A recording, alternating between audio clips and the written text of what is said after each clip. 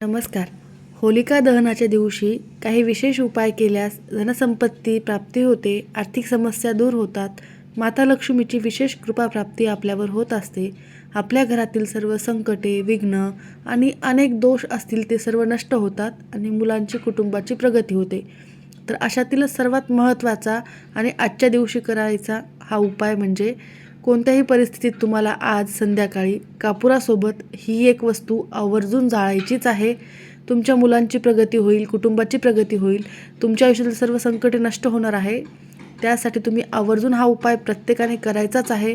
थोडक्यात चंद्रग्रहणाविषयी देखील माहिती आपण बघूयात, परंतु हा उपाय आवर्जून करा, कारण आज वाईटावर चांगल्याचे प्रतीक असा हा दिवस पौर्णिमेचा आहे आणि या दिवशी तुम्ही हा उपाय केल्यास नक्कीच तुमच्या आयुष्यामध्ये सकारात्मक बदल झालेला तुम्हाला दिसेल. कारण आपण संध्याकाळी प्रत्येकजण होळी ही पेटवतच असतो, त्यासोबतच तुम्हाला हा उपाय आवर्जून करायचा आहे.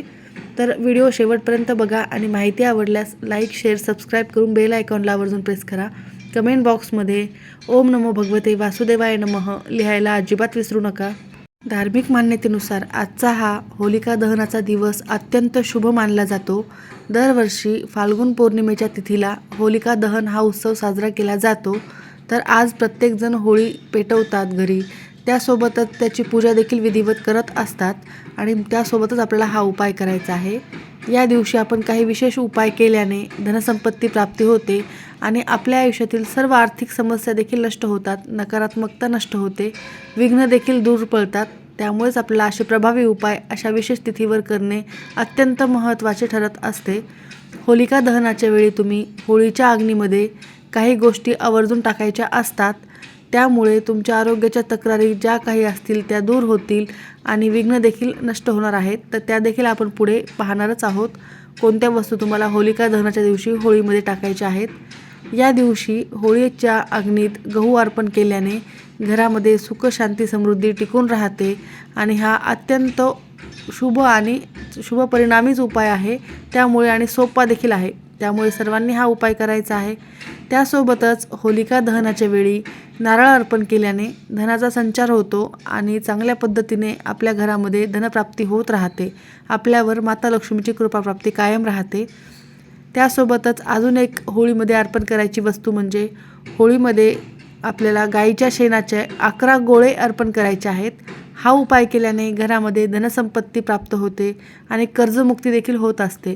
तर आज संध्याकाळी जेव्हा तुम्ही होळी पेटवणार आहात त्यावेळेला तुम्हाला या सर्व वस्तू होळीमध्ये अर्पण करायच्या आहेत. त्याचबरोबर होळीच्या दिवशी गंगाजलाने शुद्ध केलेले 7 गोमती चक्र आणि 7 कवड्या तिजोरीमध्ये ठेवायच्या आहेत किंवा देवघरामध्ये दिवसभर ठेवून दुसऱ्या दिवशी त्या तिजोरीमध्ये ठेवलं तरीही चालेल. हा उपाय केल्याने घरामध्ये धनसंपत्ती टिकून राहते आणि नवीन आर्थिक संधी प्राप्त होतात.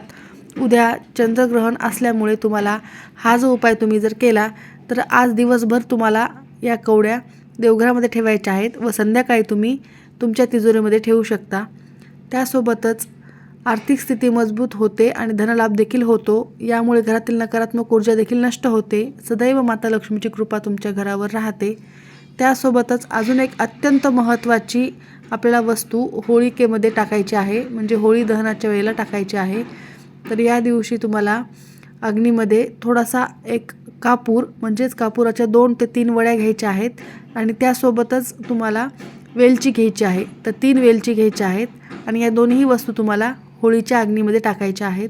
असे केल्याने तुमच्या आयुष्यात नक्कीच बदल घडेल. सर्व आयुष्यातील आरोग्याविषयी तक्रारी ह्या नष्ट होतील आणि तुमची आर्थिक, शारीरिक, मानसिक प्रगती होणार आहे. त्यामुळे हा उपाय देखील आवर्जून करा. तर आपल्या हिंदू धर्मामध्ये कापूर जाळण्याला विशेष महत्त्वाचे मानले जाते. घरामध्ये तुम्ही दररोजच कापूर जर जाळला तर घरातील जी काही नकारात्मक शक्ती असते तिचा नायनाट होत असतो. घरामध्ये सकारात्मकता येते. माता लक्ष्मी तुमच्या घराकडे आकर्षित होते आणि कायम वास करते. म्हणूनच तुम्हाला शक्य जर असेल तर दररोजच सकाळ संध्याकाळ घरामध्ये कापूर जाळावा आणि अशा विशेष तिथीवर कापूरसंबंधित काही उपाय जर केले तर निश्चितच त्याचे अनेक पटीने फळ प्राप्त होते. जे काही संकटे, समस्या तुमच्या घरावर येणार असतील त्या आधीच नष्ट होतात. आपण या व्हिडिओमध्ये ज्या काही वस्तू सांगणार आहोत त्या सर्व वस्तू धार्मिक विधीमध्ये अत्यंत महत्त्वाच्या आहेत आणि या वस्तूंचा वापर जर तुम्ही आजच्या दिवशी कापुरासोबत जर केला तर नक्कीच तुमच्या आयुष्यामध्ये सकारात्मक बदल झालेला तुम्हाला जाणवेल. तर आज प्रत्येकजण घरोघरी किंवा सार्वजनिक ठिकाणी होळी ही पेटवत असतात. तर होळीच्या या पेटवण्याच्या दिवशीच तुम्हाला हा उपाय करायचा आहे. घरामध्ये तुम्हाला कापुरासोबत या वस्तू आवर्जून जाळायच्याच आहेत. त्याआधी अत्यंत महत्त्वाचा एक उपाय बघूयात. तो म्हणजे होळीत उरलेली राख जी असते त्याचे काय करायचे. तर नक्की हा उपाय तुम्ही आवर्जून बघा. त्यानंतर कापुरासोबत या प्रभावी वस्तू तर जाळायच्याच आहेत आणि प्रत्येकानेच हा उपाय करायचा आहे. होळीनंतर उरलेली राख ही साधीसुधी नसते. हिंदू धर्मामध्ये या राखेला खूप पवित्र मानलं जातं. आपल्याकडे विविध पद्धतीने या होळीच्या राखेचे अनेक चमत्कारिक उपाय केले जातात. तर आज 2 मार्च रोजी होळी पेटवली जाणार आहे आणि ही होळीची पवित्र राख तुमचे नशीब कसे पलटू शकते हे नक्की तुम्ही बघा. होळीची राख जर एखाद्या छोट्या लाल रंगाच्या कपड्यामध्ये बांधून तुम्ही तुमच्या तिजोरीमध्ये ठेवली किंवा कपाटात ठेवली किंवा उद्योग व्यवसायाच्या ठिकाणी जर ठेवली तर तुमची नक्कीच आर्थिक प्रगती होते. त्यासोबतच घराला कोणाची दृष्ट लागलेली असेल, विनाकारण होणारी पैशाची चणचण तुम्हाला नेहमी जाणवत असेल तर नक्कीच याच्यामध्ये तुम्हाला फरक जाणवेल. लक्ष्मी घरात टिकून राहते आणि आपले जुने जे लोक आहेत ते सांगत असतात की या होळीच्या राखेचे विशेष महत्त्व आहे. तसेच घराच्या मुख्य उंबरठ्यावर थोडीशी राख टाकली की घरातील नकारात्मकता देखील बाहेर पडते आणि घरामध्ये प्रसन्न वाटू लागते. घरामध्ये सकारात्मक वातावरण निर्माण होते. तर या राखेचा हा उपाय आवर्जून कराच. आता बघूयात आपण कापुरासोबत ज्या वस्तू जाळायच्या आहेत तो उपाय. जर तुमच्या घरावर वारंवार काही ना काही संकटे येत असतील, विघ्न येत असतील किंवा तुमच्या घराला कुठली बाधा झालेली असेल, कधीकधी आपण बाहेर जात असतो आणि कुठली जागा चांगली नसते, तिथून नकारात्मकता आपल्यासोबत आपल्या घरामध्ये येते आणि नेहमी घरामध्ये वातावरण हे नकारात्मक जाणवायला लागते. घरामध्ये वादविवाद, भांडणे होत असतात. वाईट कोणत्याही शक्तीचा नाश करण्याचा हा होळीचा दिवस आहे. म्हणूनच अशा कोणत्याही वाईट शक्ती जर तुमच्या घरामध्ये आलेल्या असतील तर त्याचा संपूर्णतः नाश होण्यासाठीच तुम्हाला हा उपाय तुमच्या घरामध्ये करायचा आहे. आणि हा उपाय तुम्हाला कधी करायचा आहे तर संध्याकाळी करायचा आहे. तुम्ही होळी पेटवणार आहात त्यावेळेला केला तरीही चालेल. 5:30 वाजल्यापासून ते रात्री 12 वाजेपर्यंत तुम्ही कधीही हा उपाय करू शकता. तिन्ही संध्याच्या वेळेला केला तर उत्तम ठरेल किंवा तुम्ही 12 वाजेपर्यंत केला तरीही चालेल. हा उपाय जर केला तर तुमच्या पैशाचा अभाव आणि मानसिक शारीरिक दुखण्याचे लक्षण जे आहेत ते नष्ट होतात. कधीकधी कठोर परिश्रम करूनही एखाद्या व्यक्तीला त्याच्या नशिबापुढे आर्थिक अडचणींना तोंड द्यावे लागते. त्याच्या प्रयत्नांना यश मिळवण्यासाठी हा उपाय अत्यंत महत्त्वाचा आहे. उलट या दिवशी तुम्ही हा जो उपाय केला तर तुमच्या घरातील प्रत्येक व्यक्तीचीच प्रगती होणार आहे. कुटुंबातील सर्वांची प्रगती होईल.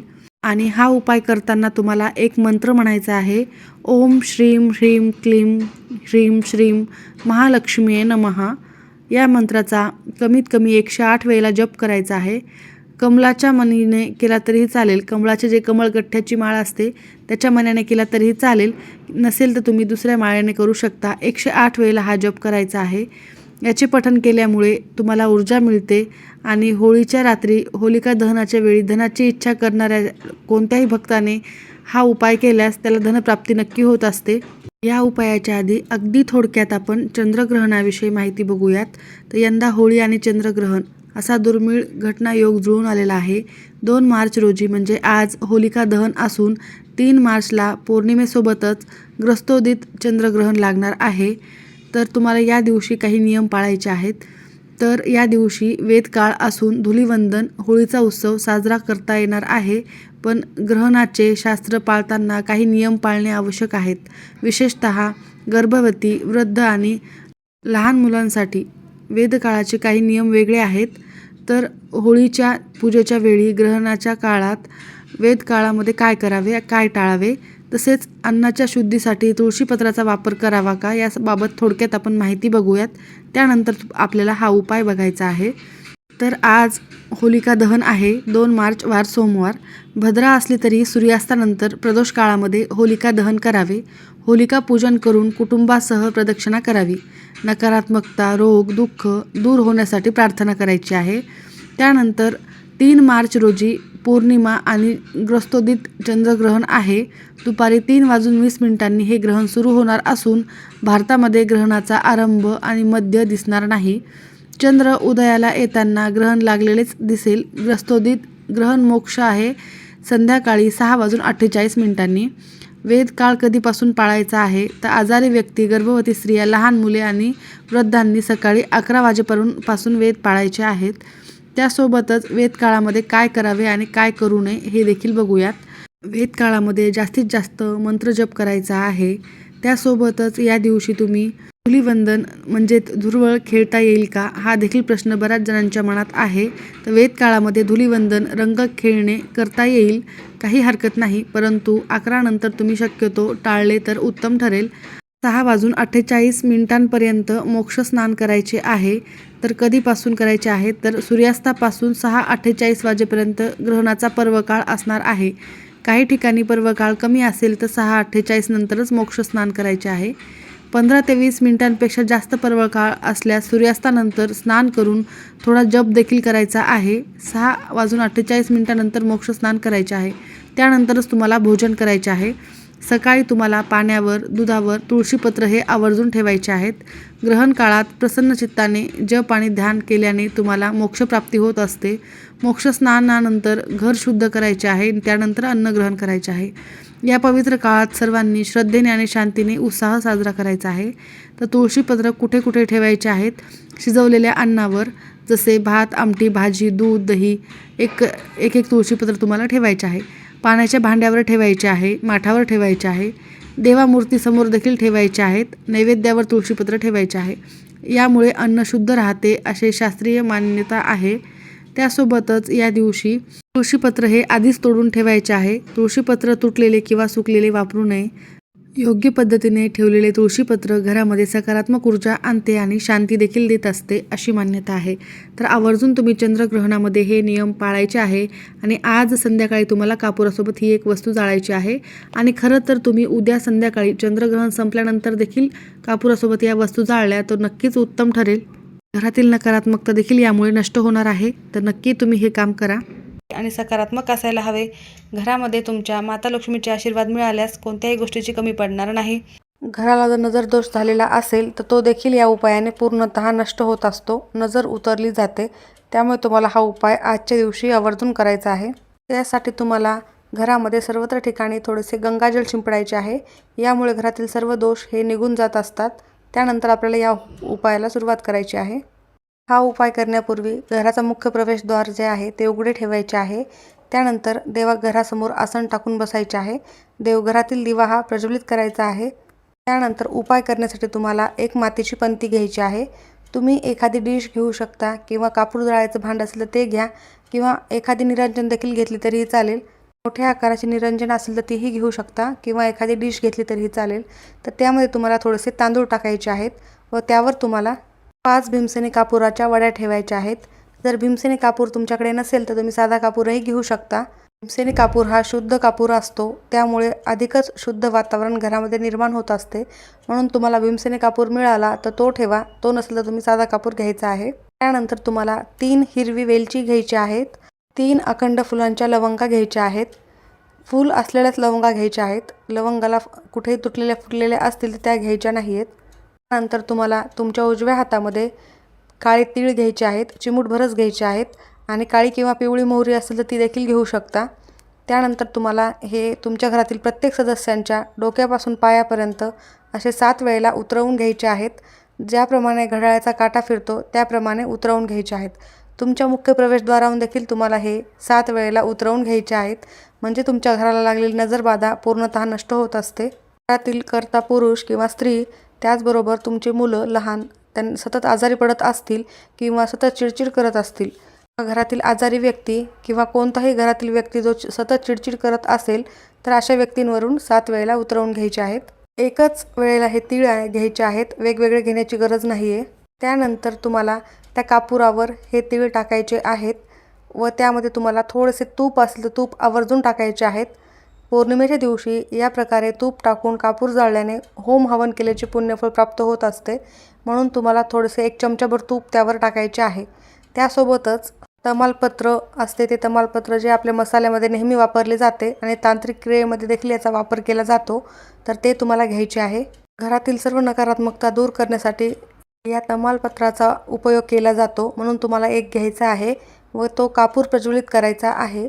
कापूराच्या त्या निरंजन किंवा प्लेटला तुम्हाला किंवा कापूराचं भांडं असेल, मातीची पंती असेल, त्याला तुम्हाला हळद कुंकू थोडेसे वाहून घ्यायचे आहे व त्यानंतर तो प्रज्वलित करायचा आहे आणि हा तेजपत्ता जो घेतलेला आहे तो त्या कापुरावर धरून तुम्हाला जाळायचा आहे. तोपर्यंत कापूर जळत आहे तोपर्यंत तुम्हाला कमलात्मक मंत्राचा जप करायचा आहे, नवार्ण मंत्राचा देखील जप करायचा आहे. तर दोन्ही मंत्र तुम्ही 11-11 वेळेस म्हणू शकता आणि हे दोन्ही मंत्र तुम्हाला म्हणणे शक्यच नसेल तर तुम्ही ओम नमो नारायणाय, ओम नमः शिवाय, ओम श्री महालक्ष्मी नमः या मंत्राचा देखील जप करू शकता.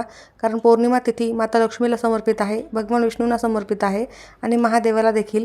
त्यामुळे तुम्हाला या तीनही मंत्राचे जप करायचे आहेत. त्यानंतर तुम्हाला हा कापुराचा धूर तुमच्या घरात सर्वत्र ठिकाणी फिरवायचा आहे. त्यानंतर तुम्हाला मुख्य प्रवेशद्वारावर थोड्या वेळासाठी हे भांडे ठेवायचे आहे. कापूर जळणे शांत झाल्यानंतर त्यामध्ये जी राख तयार होते ती राख तुम्हाला थोडेसे पाणी मिसळून उंबरठ्यावर लेपन केल्यासारखी लावायची आहे आणि सर्व घरातल्या व्यक्तींच्या कपाळावर टिळा म्हणून एक असा लावायचा आहे. खूप प्रभावी उपाय आहे आणि आजच्या पौर्णिमेच्या दिवशी हा उपाय केल्याने माता लक्ष्मीची कृपाप्राप्ती तुमच्या घरामध्ये होत असते.